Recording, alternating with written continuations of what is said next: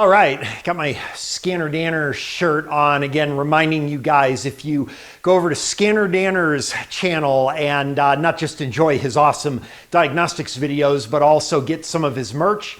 The proceeds from his merch is going to a really good cause to help some less fortunate people go into automotive training. So really, really good cause, and proud to support him in what he does, and hopefully you guys will consider it too. All right, if we haven't met before, my name is Matt. I am a do-it-yourselfer based out of Denver, Colorado. We are going to look at a friend of mine's truck here. This is a, I don't know what year it is. I think it might be an 05 Dodge Ram 2500. It's got a 5.7 liter engine. It has a misfire that he would like me to figure out for him. He has a cylinder number 1 misfire, P0301 code on his code reader, he said. And he has replaced the plugs, wires, and the ignition coil on number 1, and still has the misfire. So that is where we are at. So let's go ahead and take a look at the scan tool and see if we can find the code. All right, this truck has had an extensive amount of work done on it, not the least of which was some kind of a PCM replacement. I'm actually having trouble connecting with the PCM on the enhanced data, but I can detect through the generic, and you can see we do have cylinder number 1 misfire on a P0301 indeed. So not much more I can do actually in generic mode, not much more I need to do. I think we'll go ahead and take a look and just overcheck his work on the ignition, and hopefully he just missed something. I think you guys that have seen my videos before know enough to know that if it is something as simple as he just overlooked something with his ignition work, then you wouldn't be watching this video, would you? Okay, wow, there is a lot going on here. We got new coil right here. I believe that's number 1. I will verify that on some service information. It looks like we also got a number 1 here. It looks like, what is this? There are a lot of spark plugs here. Okay, I think I see, this is another one of those cars, I've seen this before, where there are 2 spark plugs per cylinder. Looks like we also have a waste spark system with waste spark coils, and it looks like the waste spark goes off to the other side of the engine on each coil. Let me just look at the other side of the engine. Yeah, I believe that's what we have here. This is kind of a wicked setup. I have not seen this before, but that clearly is what it is. So first thing, we only have the single, well, this is not going to be ignition related because he has only a single cylinder misfire. So it's not like he wired up backwards or anything like that, and it's pretty unlikely this is going to be ignition related now that I think about it. Just to reality check that, let me go ahead and check for spark here real quick. I think what I'm going to do ahead of time is go ahead and loosen up this coil here. Actually, before I do that, I should make sure that that's number 1. Okay, yeah, this is definitely number 1. So let's go ahead and loosen this up.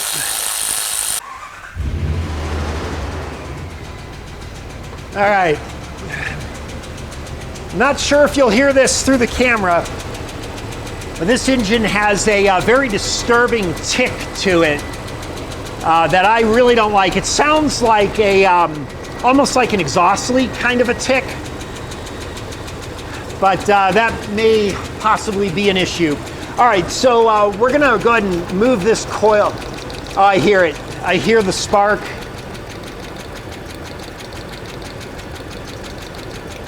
Yeah, there's spark out of that coil. We would also have spark here to the same cylinder from another coil across the engine. I hear it. See if you can get a listen to that. Yeah. This coil's definitely working also because when I remove it, we don't have any change in engine RPM, which would indicate the coil is feeding whatever cylinder on the opposite side of the engine is also supplied by this coil. This is not going to be an ignition problem.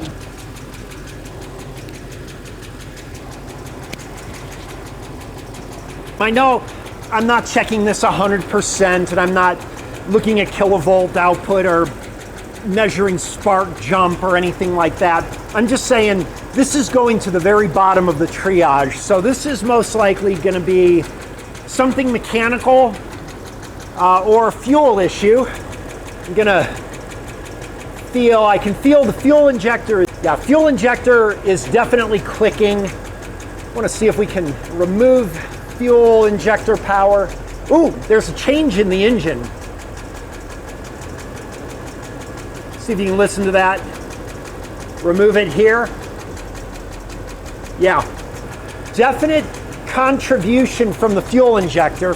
Again, I realize that is not 100% conclusive. We could have fuel injector flow issue or something, but again, we're moving that to the bottom of the triage. This is probably going to be a compression problem, and I do believe now that that noise that we hear from the engine is definitely a factor with this misfire.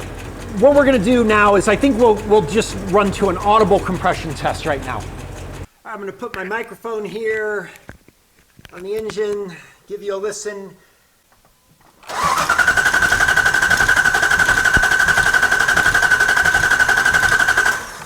All right, well, surprising to me, there was no issue on the compression sound as far as I thought. Now, I don't know if the camera picked it up or not, but I kind of thought that I heard some kind of a mechanical, how to describe it, almost like a clunk, a rhythmic clunk through that.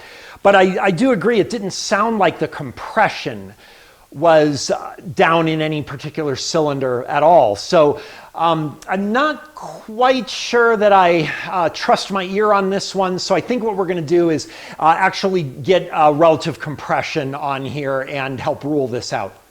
All right, we are going to make this as quick as possible here. So hopefully these settings will work. Let's see. Oh yeah, that works. Yeah, I definitely hear something unhealthy in there, but that compression also looks healthy. Let's go ahead and stop that, and let's draw in. And that is a good looking compression. 2, 3, 4, 5, 6, 7. No, there's nothing inconsistent here at all. It's not perfect by any means. We don't have 100% balanced compression, but this engine does have, I think it's 236,000 miles on the odometer. So not expecting it to be perfect, but that is pretty good compression. So now I'm rethinking, do I want to further, we may look at a spark pattern next, because that would do a couple things. That would kill two birds with one stone. We would be able to see, if we look at a spark waveform, do we have some type of a fuel delivery issue, or do we have some type of a spark issue? But also, you know, to be honest with you, I'm really bothered by this mechanical sound that I'm hearing, and I think it's going to be a lot more effective and efficient if we just go and do an in-cylinder pressure transducer analysis and just rule out if there's a mechanical issue. I think that's going to be the quickest and easiest way to go. So let's go ahead and do that. And actually, now that I think about it, this is interesting with the 2 spark plugs per cylinder. We would theoretically have an actual power stroke here as opposed to just an expansion stroke. So it might be interesting to see a change in pattern here from what we normally see on a pressure transducer analysis with just an expansion stroke, because you're removing the spark plug from the cylinder. Well, now we still have a spark plug in this cylinder. So this may be interesting. Now, the only thing is we still have, well, we have compression though. We have compression. This still should be a power stroke, I guess. Let's find out. So what I'm going to do is use, I believe it's called the WPS 500 pressure transducer.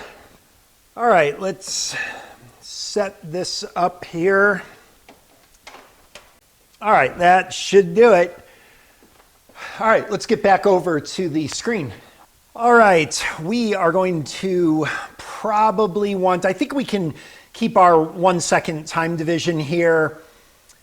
We are going to need to change to our WPS 500. What I usually like to do on these is cranking and a running, because you can get vastly different issues sometimes when the engine is running than cranking. So we want a large enough range on the PSI to cover any higher compressions here that typically you will see with the cranking. And then we also may want to do a snap throttle, which we definitely may need to increase our pressures for. So this will be a good starting point, I believe. And let's go ahead and just run this and just see what we get right now. All right, let's start off with just a cranking. No, we're done. We're done. That's it. I think we'll probably do some more just for fun, but we have a valve not opening. I'm not quite sure which one, but that is absolutely abnormal right there. Right there. Really high vacuum draw momentarily. So let me zoom in on that. Let's see if we can figure out what that is. I'm going to say, looking at that, that's going to be an issue with an intake valve, most likely. But let's... Well, yeah, clearly, because we've got our exhaust here after our expansion stroke. Exhaust valve clearly is opening. And then we have an issue on this intake valve for sure, where it almost looks like it's closing super early. But that's not going to be a timing issue because we don't have issues with the other cylinders. So it's not like we've got a camshaft that's out of sync or something like that. This is going to be a mechanical issue with that particular valve for sure. Just want to reality check this here.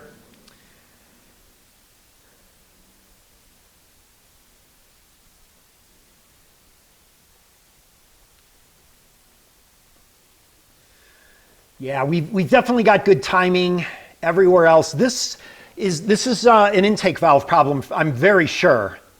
Sometimes this can be a little subjective. We're also at the point where we would have an overlap with the intake and exhaust valve after the exhaust stroke, but this looks well after that to me.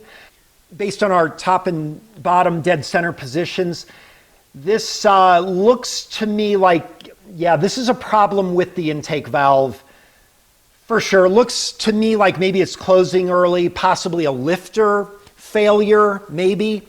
Would also explain the tick in the engine. Let me get pressure reading here. Yeah, we can see that severe vacuum drop indicating that both valves are closed during the intake stroke is what I'm interpreting this as. So let's see here. Oh, and this also means my compression test lied again. I am absolutely, like, this almost happens more often than I can trust a compression test. And I should correct myself. Let me correct that. All right, what I'm saying is this cylinder has a compression problem. It has to, obviously, you can see it. But what I'm saying is that it doesn't have a compression problem during the compression test. And I'll explain why later. I'm pretty sure I can explain why we don't seem to have a compression problem despite this obvious anomaly here. But when I say the compression test lied, I should say that it just misleads. You look at your compression test data and it's very clear there is no compression problem in this cylinder, but there is, we just don't see it with the compression test. And those of you guys who have seen several of my videos before, there was a point years and years ago when I first started doing this stuff, about 8 years ago, and I even quoted, the compression test doesn't lie, you can always trust your compression test. Well, then I ran into an issue where we had a car that absolutely had a compromise with the head gasket and was losing compression, but the compression test failed to detect it. And it totally changed my world, as many of my viewers were pointing out, hey Matt, you can have a good compression test and still have a cylinder compromise. And I adamantly argued that that was not possible, and they were just misinterpreting maybe something with an intake manifold failure or whatever. Well, until I saw it myself, absolutely. You can have a good compression test on a cylinder that has a compression problem. Well, this is now, since I first ran into that maybe 4 years ago, I guess it was. Well, now I have had, this is probably the 6th time now that I have seen a good compression test on a car that clearly has an issue. So I am done with compression tests. Compression tests are stupid. As a matter of fact, this would definitely show up on a intake manifold vacuum pressure transducer analysis. So we may do that. We may do that just out of curiosity. But I am almost convinced that when you do a compression test and it's negative, it doesn't mean anything. Now, if your compression test is positive, yes, for sure. But if you have a negative compression test, I am telling you, don't stop there. Don't stop there. And this is another evident case of it. All right, we don't need another cylinder for comparison. However, I do want to go ahead and do one just to not only do that, but also I just want to see the difference on something that I know will have a full power stroke. I'm just curious. I've never seen it before. So I want to take advantage of the fact that this car has 2 spark plugs per cylinder. So let me go ahead and set that up and we'll try it. All right, and actually, you know what? Before we do that, I forgot, we need to get a running on this bad cylinder too. So let me do that. And all of this is unnecessary. It's really mostly just for my curiosity, hopefully yours too.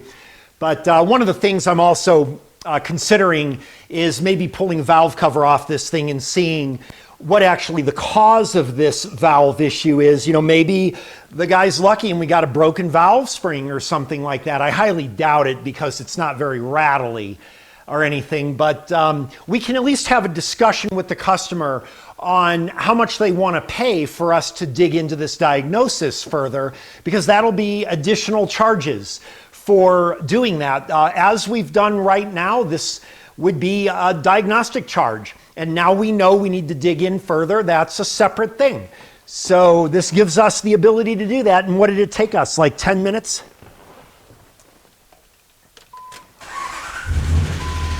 All right, there is our running. Looks pretty much, I guess, like you'd expect. Let's go ahead and take a look at that. Never been able to do an in-cylinder pressure transducer analysis on an actual power stroke. Oh, it is different. But then again, this is a defective cylinder, so we need to compare this with a good one.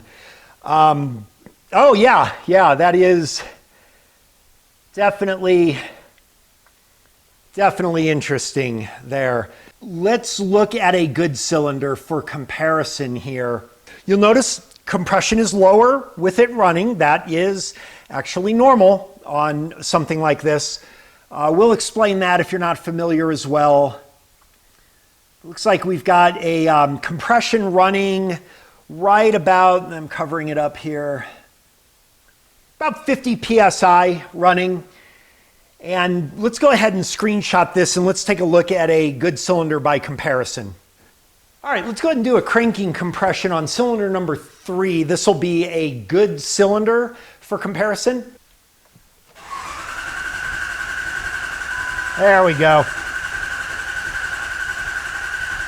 That looks right. Okay, let's stop and analyze that just for a second. We don't need to totally dissect this. We can clearly see that this is normal. One thing I wanted to point out, look at our compression here. We've got a compression actually a little bit lower than the other cylinder, if anything. We've got 136. Didn't we have 150 previously on the cranking on number 1? Yeah, actually cylinder number 1 cranking 155 actually. So how misleading is that? That we actually have a little bit lower compression cranking on the good cylinder. And that actually we will explain if you're not familiar with that. Let me go ahead and grab this screenshot. We don't need to dissect this out or anything, although I do want to explode in on it a little bit more thoroughly here.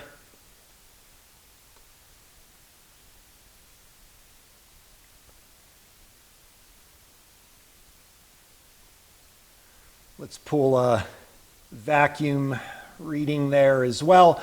Okay, let me save this and then let's do this running. All right, final reading here. Let's do cylinder number 3 running compression.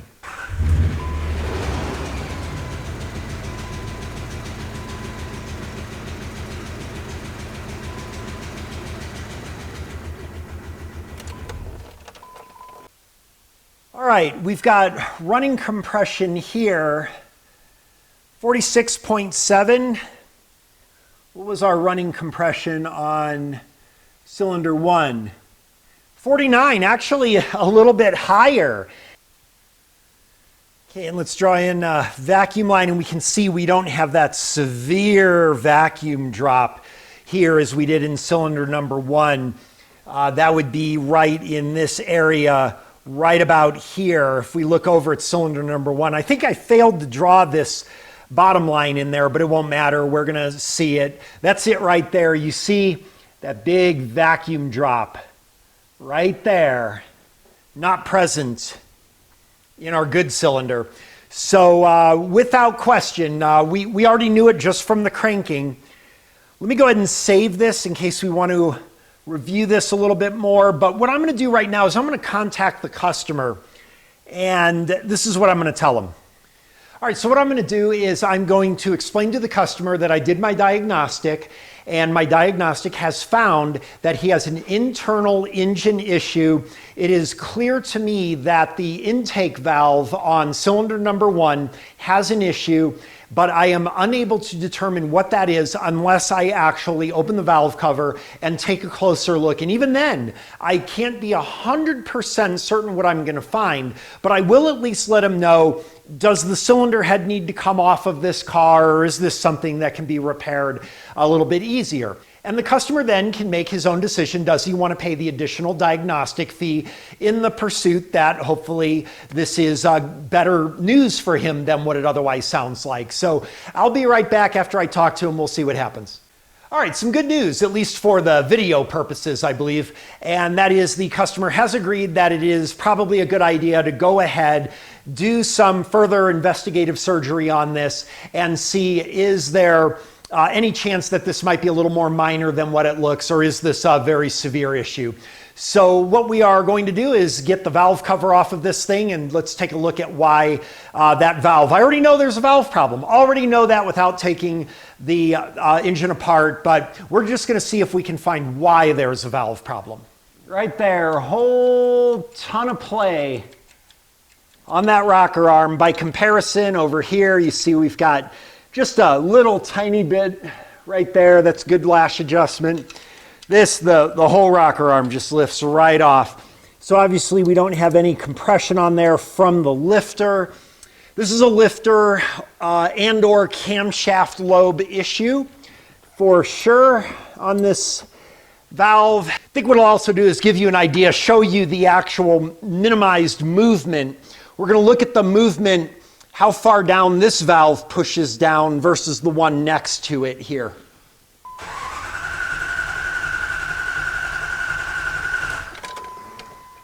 All right, that would be a cause of a misfire for sure. I just thought we need to do one more thing here. I think actually an even easier way to do this, now in retrospect, would have been to actually look at the waveform for the engine vacuum. So what I'm going to do is tap just into manifold vacuum here. Let's go over to the screen again. And let's look at this waveform, because I am very confident that this also will show us our issue, and it would actually be even quicker and easier than what we did. All right, let's go back here. And this, we would have been able, I believe, to assess that there was an internal mechanical issue on a valve literally in like 5 minutes with what we're going to do here. And let's see what we get.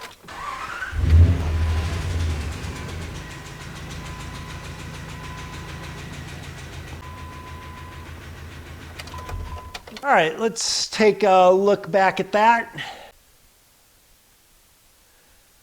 Yeah, for sure. All right, and yeah, totally evident to me at least. But we can see here we've got missing vacuum pool here. If we were to call this 1, 2, 3, 4, 5, 6, 7, 8, 1, missing the vacuum pool, 2, 3, 4, 5, 6, 7, 8, missing the vacuum pool. So without question, either way, we would have seen there's a mechanical issue here on this engine for sure. And I think actually this would have been a little bit quicker way to see that we are specifically missing a vacuum pool from the intake manifold here. Okay, so what we're going to do here is go over a couple questions that you guys may have, and of course question I also have too that I thought of.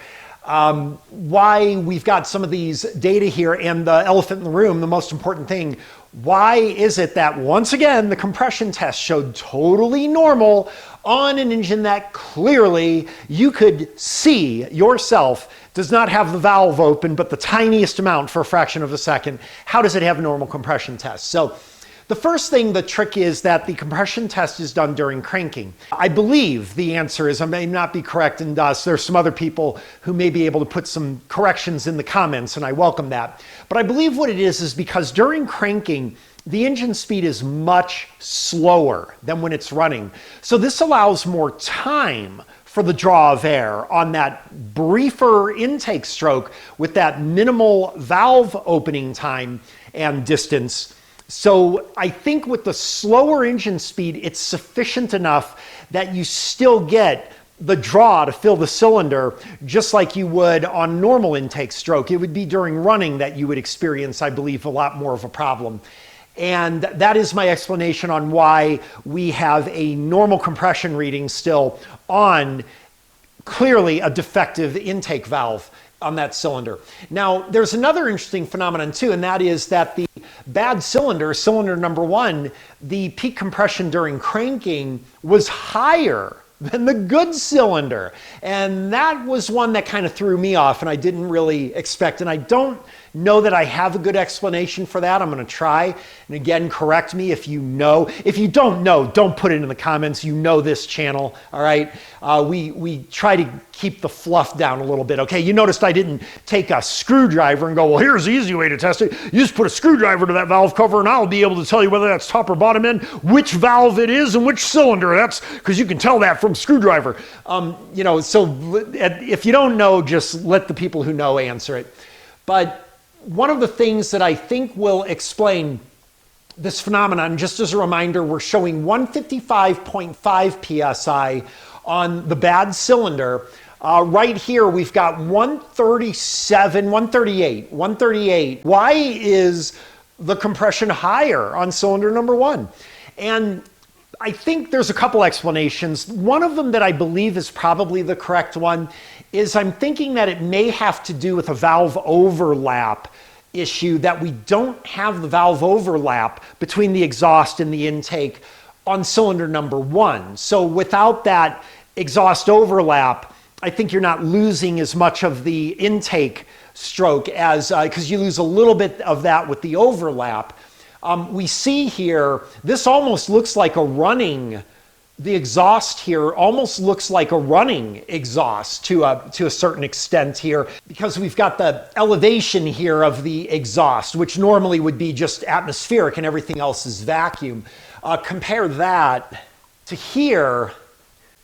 So comparing our exhaust strokes here, you see we've got essentially complete closure of our valves here causing, because we're still drawing down a little bit during this overlap, I believe, so it's causing vacuum, whereas here we don't have that phenomenon, as you see. And I believe that that is probably the explanation. The other explanation I could have is that we saw there was some inconsistency on every cylinder with 236,000 miles on the engine.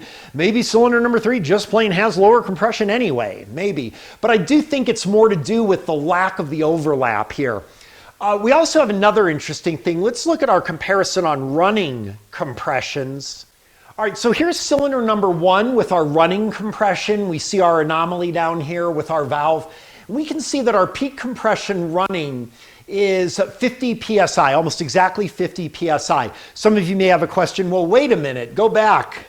How is it that we have triple the psi cranking and we have less psi running? Shouldn't we have higher compression running? Again, the speed of the engine, I believe, is the factor where you're getting the more complete fill of the cylinder with the slower engine crank, and therefore more compression at like 300 RPM or whatever it's cranking at.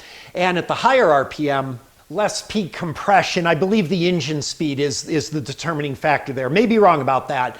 But whatever the case, you always see a lot lower compression during the engine running. Now, one thing we didn't do, and I didn't want to do it because when I determined there was mechanical failure in this engine, I didn't want to do this. But if you wide open throttle the engine, well, then you're going to get like really high compressions. And we would have definitely, I believe, seen a massive compression difference then between the bad and good cylinder. But I didn't want to wide open throttle an engine knowing it has a fairly significant mechanical problem, right? So we didn't do that. But we see we've got running compression here showing right at 50 psi. The running compression here is 46.7 psi on the good cylinder. I believe that that's an insignificant difference there, honestly. You know, and almost, 8% higher, I guess, on the bad cylinder. And again, possibly the lack of the valve overlap may have some impact with that, I suppose. But we can see a definite messed up exhaust signature here with our severe dip there versus clearly a normal exhaust signature on the good cylinder. All right, the final thing I wanted to do, let's go look at our good running cylinder here, and that is show that difference that we clearly have with a power stroke versus an expansion stroke. Remember, normally when you're doing this, you don't have a spark plug in the engine because you're using the spark plug hole for your pressure transducer, right? And therefore the power stroke is called an expansion stroke because you're expanding the volume in the cylinder as the piston is being pulled down by the crankshaft. Well, here, this is a power stroke because we actually have combustion of the air-fuel mixture. And we can see that it's vastly different than what we're used to seeing with an expansion stroke. I may have a comparison here so you don't have to look back to be reminded on your own. Okay, something like this with our good waveform cranking, and we can see this smooth balance on the compression and on the expansion. We do not see that in an actual power stroke, do we? First of all, I'm not quite sure why we have this little hump here pretty consistently. I'm trying to think why that would be, because that would still be long before any valve openings for sure. I don't know why that would be. It may be that under the higher compression, the combustion has like a maximum effect. And then after the piston moves down a little bit and there is an expansion in the cylinder, maybe that effect is just suddenly lost at a particular point. So you just have less pressure, I guess, pushing the piston down as you do at the very, very top, right? I guess that makes sense to me. That's my explanation of it. We also, as we see, it takes a lot more time here for the piston to move down on the power stroke than it does on an expansion stroke. On an expansion stroke, your compression time and your expansion time are equivalent, and I show you some ways to measure that. And here, they're clearly not equivalent. Why would it take longer for that power stroke. I will admit I'm not exactly sure on why that would be. Yeah, I would have to think about that, and maybe some of you guys know too, but clearly a vast difference in time on that power stroke. It is definitely different with an actual power stroke than on a expansion stroke. And I will have to come up with an answer. If I come up with an answer, I'll put it in the edits here. But if I don't have an answer in the edits, I would appreciate your guys' help explaining that. That would be good to know. All right, well, that is that. I am going to go ahead and call the customer, and we're going to find out what we're going to do here. All right, so after a final discussion with the customer, he has decided that he believes the best way to handle this is going to be to try to find a used engine and replace it in the truck. I agree that's probably the most cost-effective and most reliable solution given what we have here. So that is what he plans on doing. All right, thanks for watching. I hope you found this helpful. We'll see you next time.